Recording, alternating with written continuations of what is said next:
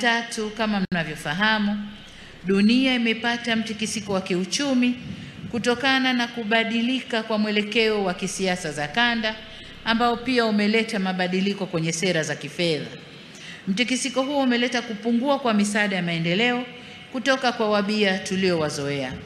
Hali hii inatulazimu tuongeze ukusanyaji wa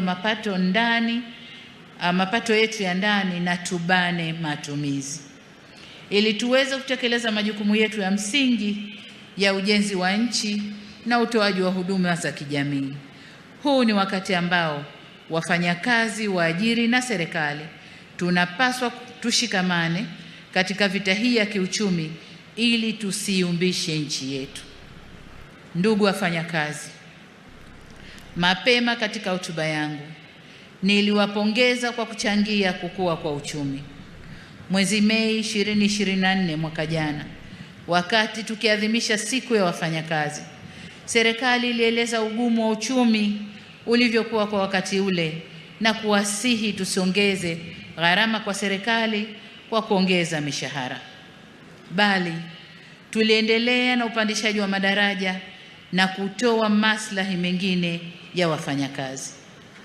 Sasa kwa mapenzi makubwa na kwa namna mlivyoiunga mkono serikali tulipowaomba mfunge mkanda na mkaamua kujituma na kufanya kazi kwa bidii na kufanya uchumi wetu ukue kwa 5.5% mwaka huu, kwa kuwa mcheza kwao hutunzwa.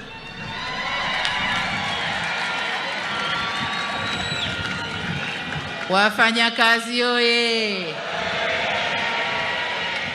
Miamvuli oye! Naona miamvuli imepanda sasa. Wakati wote miamvuli ilikuwa chini. Sasa hivi miamvuli imepanda. Sasa kwa kuwa mcheza kwao hutunzwa, mimi na wenzangu, na baada ya kuangalia uchumi ulivyopanda, na umepanda kwa sababu ya nguvu zenu wafanyakazi,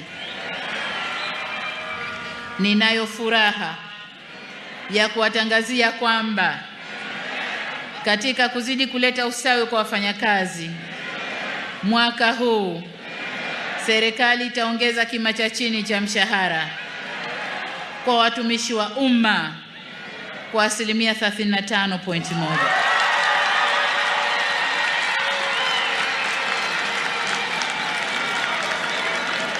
Wafanyakazi oye! Mshikamano, solidarity. Haya, tusikilize. Nyongeza hii itakayoanza kutumika mwezi Julai mwaka huu itaongeza kima cha chini cha mshahara kutoka shilingi 370,000 hadi shilingi 500,000.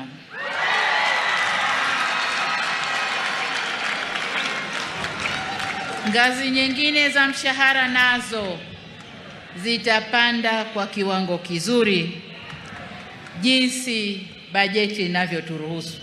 Lakini nataka niwaambie nyongeza nzuri ipo. Kwa upande wa sekta binafsi, bodi ya kima cha chini cha mshahara kwa sekta binafsi inaendelea sasa kufanya mapitio ili kuboresha viwango vya chini vya mshahara kwa wafanyakazi wa sekta hiyo. Pamoja na kazi inayofanywa na bodi hiyo, naendelea kuvihimiza wizara na vyama vya wafanyakazi kufanya majadiliano na waajiri ili kutekeleza mikataba ya hali bora ya wafanyakazi katika sekta binafsi, waendane sambamba na wenzao wa sekta ya umma. Ndugu wafanyakazi, ahadi yetu serikali kwenu kwamba tutaendelea kuboresha mazingira ya kazi yakiwemo maslahi ya wafanyakazi kadri hali ya uchumi itakavyoruhusu. Wafanyakazi oye! Solidarity, mshikamano. Ndugu wafanyakazi, nimalizie kwa kuwapongeza tena wafanyakazi wote nchini kwa kuadhimisha sikukuu hii na ninawashukuru kwa mchango wenu adhimu katika ujenzi wa taifa letu. Kuijenga nchi yetu ni jukumu letu sote, hivyo hatuna budi kuimarisha umoja na mshikamano wetu. Aidha, niwakumbushe kwamba ili tuweze kujenga vyema taifa letu ni lazima tulinde amani na utulivu nchini. Nataka nirudie hapa, wafanyakazi oye! Naomba tusikilize hili. Ili tuweze kujenga vyema taifa letu ni lazima tudumishe na tulinde amani na utulivu nchini.